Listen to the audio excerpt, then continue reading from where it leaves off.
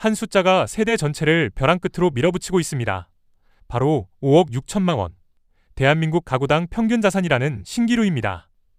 상위 극소수가 끌어올린 이 허상을 진짜 현실이라 믿은 청년들은 왜 불을 향해 달릴수록 더 깊은 수렁에 빠졌을까요?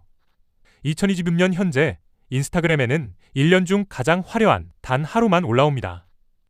그런데 바로 그 한 장의 사진이 수백만 청년의 통장을 초라하게 만들었고 조급함은 곧바로 빛으로 번졌습니다.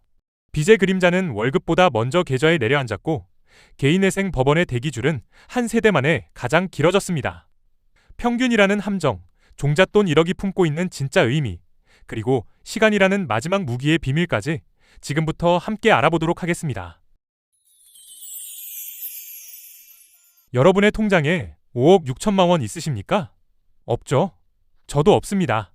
그런데 2026년 대한민국 통계는 우리 모두가 그만큼 갖고 있다고 당당하게 말하고 있습니다. 가구당 평균 자산 5억 6천만 원. 이 숫자를 처음 접하면 내가 대체 뭘 이렇게까지 잘못 살고 있나 싶습니다. 그런데 잠깐만요. 여기엔 사기에 가까운 트릭이 하나 숨어 있습니다. 10명이 한 방에 있다고 해보겠습니다. 9명이 각각 1억 원을 갖고 있고 딱 1명이 100억을 쥐고 있습니다. 이 방의 평균 자산이 얼마가 될까요? 10억 9천만 원입니다.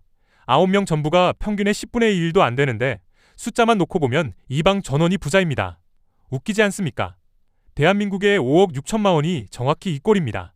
강남 한복판에 수백억 자산가 몇 명이 평균선을 하늘 위로 끌어올려 놓은 것뿐입니다.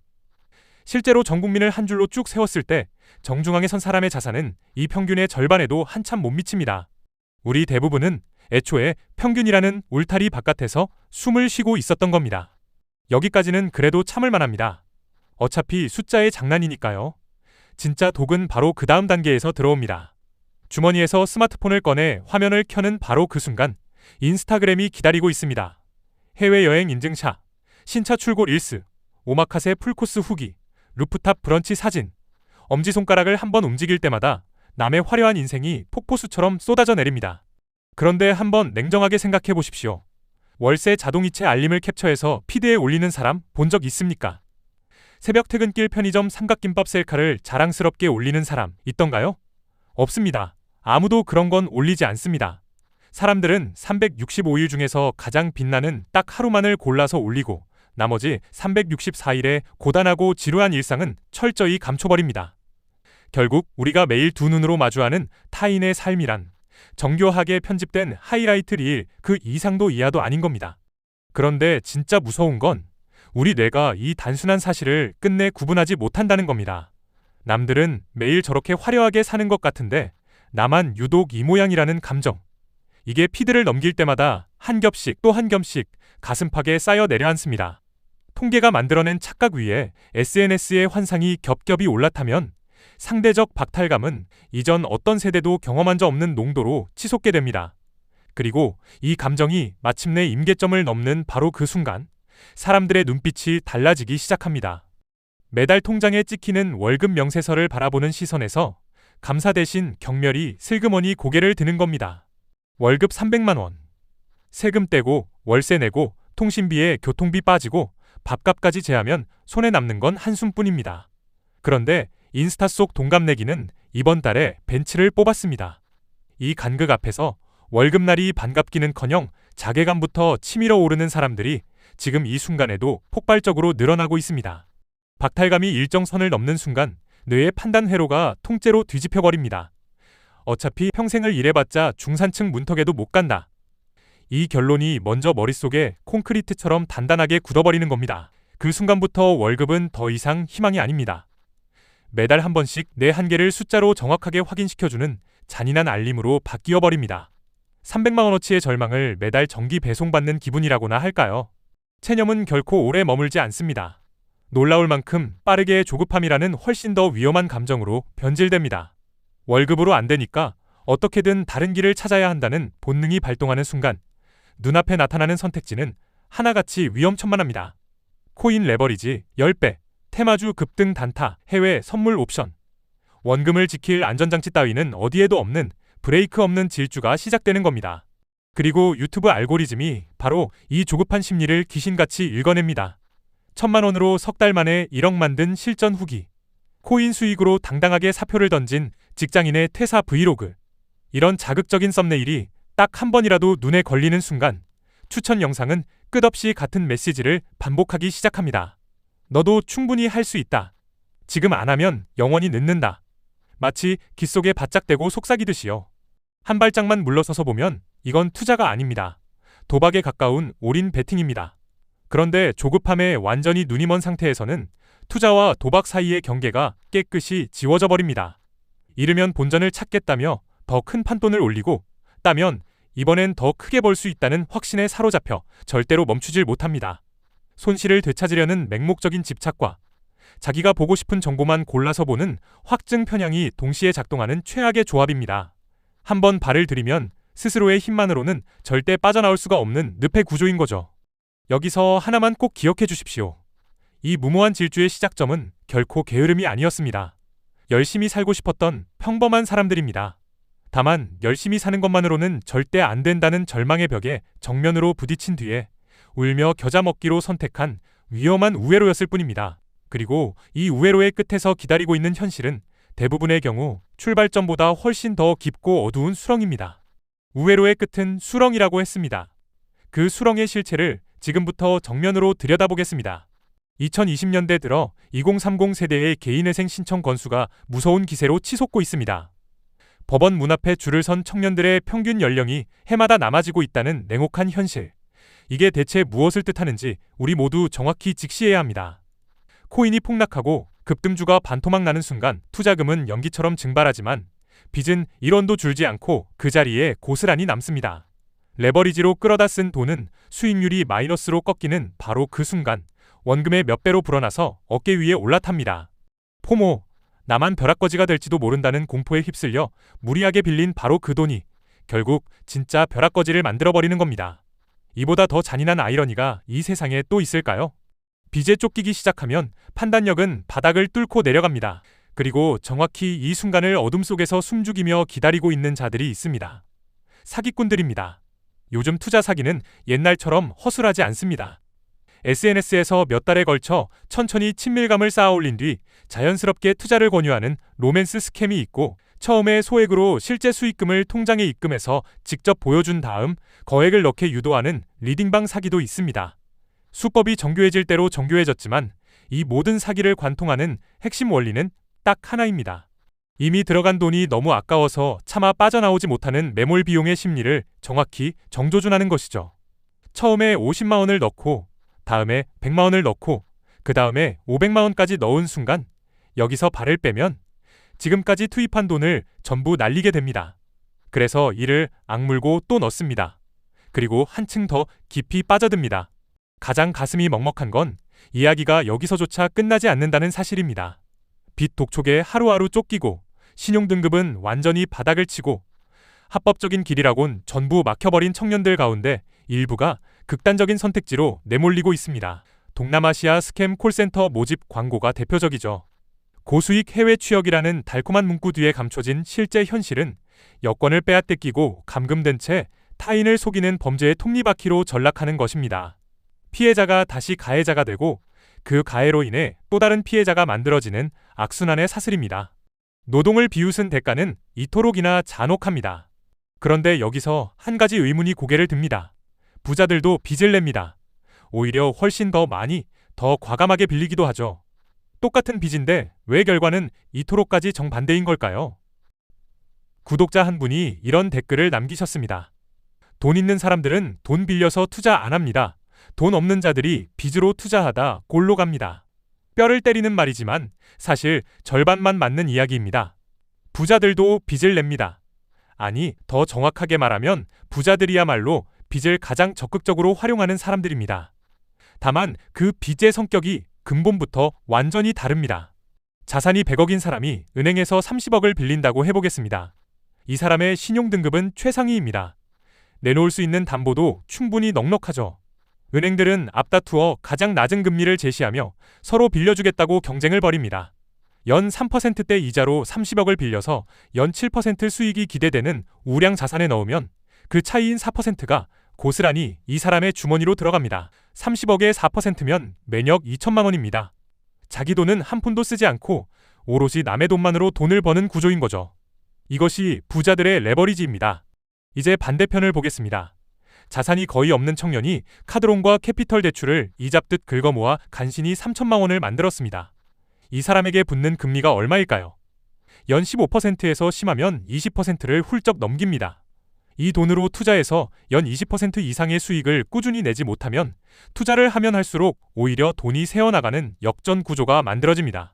연 20% 수익이라는 게 현실에서 얼마나 비현실적인 숫자인지 투자를 조금이라도 해본 분이라면 바로 체감하실 겁니다. 투자의 신이라 불리는 워런 버핏의 평생 연평균 수익률이 20% 안팎입니다.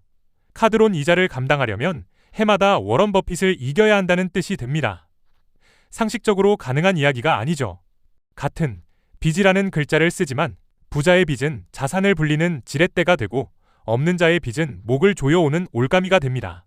국가가 금리를 낮추고 시장에 돈을 풀 때 가장 먼저 그리고 가장 크게 혜택을 흡수하는 건 이미 신용과 담보를 단단히 갖춘 쪽입니다. 자본주의라는 게임의 규칙 자체가 가진 자에게 더 싸고 더 강력한 무기를 쥐어주도록 처음부터 설계되어 있는 겁니다. 이 구조를 냉정하게 직시하면 한 가지가 아주 분명해집니다. 빚으로 인생을 역전하겠다는 전략 자체가 출발선부터 기울어진 운동장 위의 경주라는 사실입니다. 그렇다면 평범한 우리에게 남은 현실적인 무기는 대체 무엇일까요? 많은 사람들이 바로 이 지점에서 고개를 돌려버립니다. 1억 모아봤자 서울에 집 한 채도 못 사는데 무슨 의미가 있냐며 아예 손을 놓아버리는 거죠. 과연 정말 그럴까요? 1억 모아봤자 의미 없다. 요즘 이 말이 거의 유행어처럼 퍼져 있습니다. 서울 아파트 평균 매매가가 10억을 훌쩍 넘긴 시대에 1억은 계약금에도 턱없이 모자랍니다. 물가는 해마다 어김없이 오르고 10년 전의 1억과 오늘의 1억은 분명히 무게가 다릅니다. 1억의 구매력이 예전만 못하다는 것, 여기까지만 놓고 보면 틀린 말이 아닙니다. 그런데 이 논리에는 치명적인 함정이 하나 숨어 있습니다. 1억으로 집을 못 사니까 아예 안 모으겠다는 결론으로 도약하는 바로 그 순간 논리가 아니라 자기 합리화가 되어 버린다는 겁니다. 한번 곰곰이 생각해 보십시오. 1억으로 서울에 집을 못 사는 건 엄연한 사실이지만 그렇다고 통장에 영원히 있는 것이 1억이 있는 것보다 나은 상황이 이 세상 어디에 존재합니까? 똑같은 위기가 들이닥쳤을 때 1억이 있는 사람과 텅 빈 통장을 들고 선 사람 중에서 과연 누가 살아남겠습니까? 답은 너무나도 뻔합니다. 1억 무용론의 진짜 위험은 저축이라는 행위 자체를 아예 무의미한 것으로 만들어 버린다는 데 있습니다. 어차피 못 사니까 쓰자. 어차피 모자라니까 지금 이 순간을 즐기자. 이런 생각이 한번 머릿속에 뿌리를 내리면 소비의 브레이크가 완전히 풀려버립니다. 매일 아침 커피 한 잔에 5,000원, 귀찮으면 택시 한 번에 10,000원, 매달 자동 결제되는 구독 서비스 대여섯 개, 하나하나는 정말 대수롭지 않게 느껴집니다. 하지만 이 작은 지출들이 한 달, 1년, 10년에 걸쳐 소리 없이 쌓이면 그 총액은 우리가 상상하는 것을 가볍게 뛰어넘어 버립니다. 여기서 더 근본적인 문제를 짚어야 합니다. 자본주의 사회에서 저축을 포기한다는 건 스스로의 두 손으로 자기 안전망을 걷어차는 행위와 다르지 않습니다. 갑자기 크게 아프면 어떻게 할 겁니까? 갑자기 잘리면요? 가족에게 급한 일이 생기면요? 이런 돌발 상황 앞에서 통장 잔고 영원은 선택지 자체를 증발시켜버립니다. 병원에 갈지 말지를 돈이 결정하고 부당해고를 참을지 싸울지를 잔고 숫자가 결정하는 겁니다. 돈이 없으면 선택권이 사라지고 선택권이 사라지면 자유가 사라집니다. 이것이 자본주의의 가장 냉혹한 공식입니다. 1억이 아파트 한 채 값에 턱없이 못 미치는 건 분명한 사실입니다. 하지만 1억은 애초에 집을 사라고 존재하는 돈이 아닙니다. 1억은 위기 앞에서 무릎 꿇지 않을 수 있는 최소한의 방패입니다. 예상치 못한 사고 앞에서 두 발로 버틸 수 있게 해주는 기초 체력이며 부당한 상황에서 아니요 라고 당당하게 말할 수 있는 협상력 그 자체입니다. 그런데 이 1억의 진짜 가치는 사실 금액 자체에 있지 않습니다. 그 돈을 한 푼 한 푼 모아가는 과정 속에 숨어 있습니다. 구독자 댓글 중에 도저히 잊히지 않는 글이 하나 있습니다. 돈 1억 작은 것 같지? 막상 직접 1억 모아봐라. 기분 째진다. 그리고 바로 아래에 이런 답글이 달려 있었습니다. 평생 1,000만 원도 한 번에 못 모으는 사람이 세상에 수두룩하다. 두 댓글 모두 결코 과장이 아닙니다. 1억을 실제로 모아본 사람만이 아는 특별한 감각이 분명히 존재합니다. 1억은 하늘에서 뚝 떨어지지 않습니다. 월급 300만 원 받는 사람이 매달 이를 악물고 100만 원씩 저축한다고 해보죠. 단순 계산으로도 8년이 넘게 걸립니다. 이자를 감안하더라도 꼬박 7년은 좋게 필요합니다. 그 7년이라는 긴 시간 동안 무슨 일이 벌어지는지 아십니까? 친구들 결혼식에 축의금을 내면서도 내 결혼은 대체 언제쯤일까 속으로 계산하고, 동료들이 신차를 뽑아도 나는 묵묵히 지하철 손잡이를 잡습니다. 배달 한번 시키고 싶은 금요일 밤에도 참고 냉장고 문을 열어보고, 친구의 해외여행 사진에 좋아요를 누르면서도 이번 여름 휴가도 또 집이구나 하고 조용히 삼킵니다. 바로 이 과정이 사람을 근본부터 바꿔놓습니다. 작아 보이지만 결정적인 변화가 3가지 일어납니다. 첫째, 욕구와 필요를 구분하는 눈이 생깁니다. 갖고 싶은 것과 진짜 없으면 안 되는 것 사이의 경계가 칼날처럼 선명해지는 겁니다. 이 분별력은 훗날 5억, 10억을 굴릴 때 치명적인 실수를 막아주는 가장 강력한 필터가 됩니다. 둘째, 기다림의 근육이 만들어집니다. 당장 눈앞의 쾌락을 참고 먼 미래를 위해 오늘을 기꺼이 희생하는 습관. 심리학에서 지연 보상 능력이라 부르는 이 힘은 투자뿐 아니라 커리어와 인간관계 전반에서 압도적인 무기가 됩니다. 셋째, 숫자 앞에서 흔들리지 않는 단단한 멘탈이 길러집니다.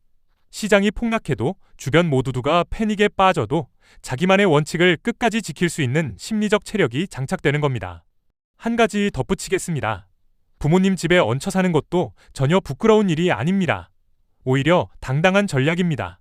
숨만 쉬어도 빠져나가는 월세 70만 원을 아낄 수 있다면 그건 세후 연봉 840만 원을 추가로 버는 것과 정확히 같습니다.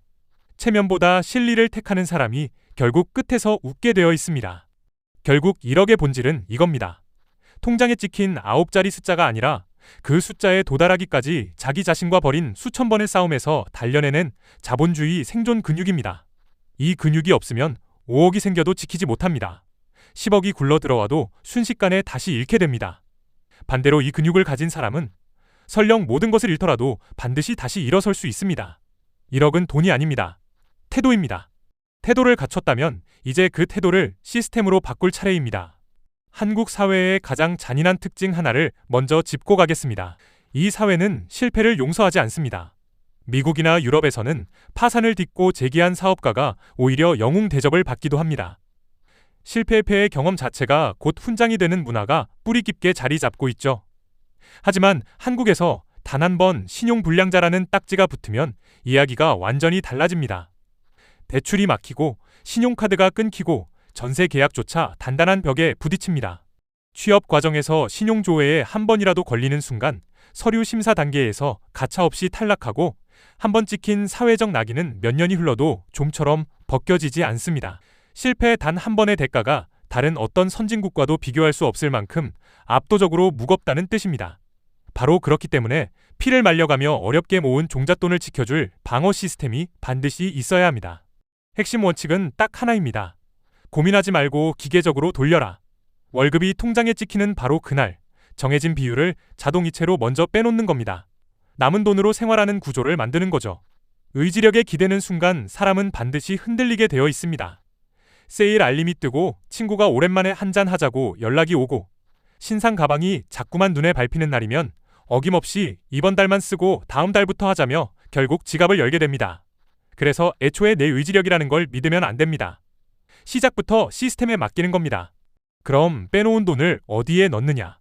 종잣돈 단계에서 가장 중요한 건 불리는 게 아니라 지키는 겁니다. 인플레이션, 즉 물가 상승이라는 보이지 않는 적이 해마다 내 돈의 실질 가치를 쉬지 않고 갉아먹고 있습니다. 이것을 방어해줄 가장 현실적인 도구가 2가지 있습니다. 달러 단기채와 금입니다. 달러 단기채는 세계에서 가장 안전한 자산으로 꼽히는 미국 국채에 단기로 투자하는 상품입니다. 원화 가치가 출렁일 때 달러가 든든한 방패 역할을 해주죠. 금은 수천 년 동안 인류가 한결같이 인정해온 궁극의 강국의 가치 저장 수단입니다. 주식이 폭락하고 부동산이 꽁꽁 얼어붙는 위기의 한복판에서도 금만큼은 제값을 꿋꿋이 지켜온 역사가 있습니다. 이 2 자산에 매달 자동으로 일정 금액씩 적립되도록 세팅해두면 내가 잠든 사이에도 돈이 스스로를 지키는 구조가 완성됩니다. 화려한 수익률을 좇는 게 아닙니다. 잃지 않는 구조를 먼저 세우는 겁니다. 공격은 방어가 완성된 다음에 시작해도 절대 늦지 않습니다. 그런데 이 시스템만으로는 아직 충분하지 않습니다. 방어막 바깥에서 우리의 멘탈을 매일같이 갉아먹고 있는 적이 하나 더 남아 있습니다. 그 적의 이름은 비교입니다. 그리고 그 비교를 매일 주머니 속에서 주입하는 도구가 바로 인스타그램입니다. 이것은 단순한 사진 공유 앱이 아닙니다. 우리 뇌의 보상 회로를 정조준하도록 처음부터 설계된 도파민 자극 기계입니다. 피드를 한번 넘길 때마다 뇌는 새로운 자극을 기대하고 타인의 화려한 삶과 내 현실을 자동으로 비교하며 비교할 때마다 자존감이 한꺼풀씩 벗겨져 나갑니다. 이 과정이 하루에 수십 번, 수백 번씩 반복됩니다. 아무리 멘탈이 단단한 사람이라도 이 구조 앞에서는 결국 버틸 수가 없습니다. 자동이체로 돈을 지키는 시스템을 아무리 완벽하게 세워놔도 머릿속이 매일 박탈감으로 불타고 있으면 어느 날 결국 그 시스템을 자기 손으로 꺼버리게 됩니다. 그래서 제안합니다. 인스타를 끄고 다큐를 켜십시오. 한국인의 밥상이나 인간극장 같은 프로그램을 한번 틀어보십시오. 거기엔 새벽 4시에 일어나 두부를 만드는 할머니가 있고 30년째 같은 골목에서 칼국수 반죽을 미는 부부가 있습니다. 조회수를 의식한 과장도 없고 필터로 보정한 삶도 없습니다. 오로지 땀 흘려 하루를 묵묵히 버텨내는 사람들의 꾸밈 없는 진짜 일상이 거기 담겨 있습니다. 이런 장면들을 가만히 보고 나면 피드 속 화려한 세상이 얼마나 얇고 허약한 허상이었는지 온몸으로 느끼게 됩니다. 비교라는 독이 빠지는 순간 내 삶을 바라보는 시야가 비로소 맑아집니다. 마지막으로 이것 하나만 가슴 깊이 새기십시오. 일에서 번 돈이 최고의 수익률입니다. 코인이 하루아침에 반토막 나고 부동산이 몇 년째 꽁꽁 얼어붙고 주식시장이 널뛰기를 반복해도 매달 정해진 날 통장에 꽂히는 월급만큼 확실한 수익은 이 세상 어디에도 없습니다. 차트를 들여다볼 시간에 자격증 하나를 더 따고 리딩방을 기웃거릴 시간에 영어 문장 하나를 더 외우십시오. 대체 불가능한 나 자신의 시장 가치를 끊임없이 높여가는 것. 이것이 바로 시테크입니다.